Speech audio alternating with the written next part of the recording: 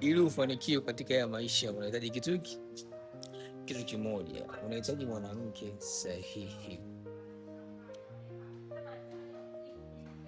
Kibahatika ukapata mwanamke ambaye ni sahihi katika maisha yako, yani wewe umetoboa.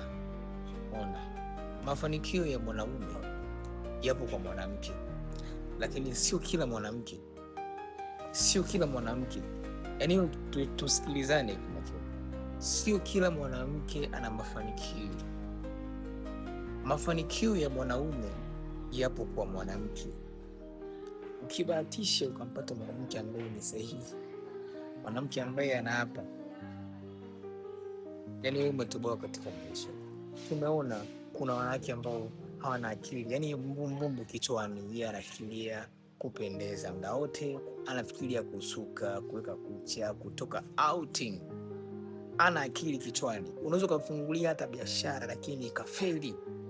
Sawa? Unaweza ukamtafutia hata kazi ya maana lakini ndio hivyo ikashi.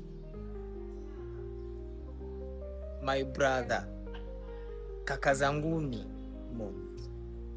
tusiwe tuna tamaa za kuoa kwamba nimempata demu mzuri, huyu naweza nikaishi naye tukajenga maisha. Hapana, hamna kitu kama hicho. Yani ni mara 100 uoe mwanamke ni baya, lakini lina akili kichwani. Kikosea hapo utakuwa umeyakosea maisha yako yote. Ukibahatika kumwoa mwanamke ambaye ana akili kichwani za maisha, yani wewe utajiri huu hapa.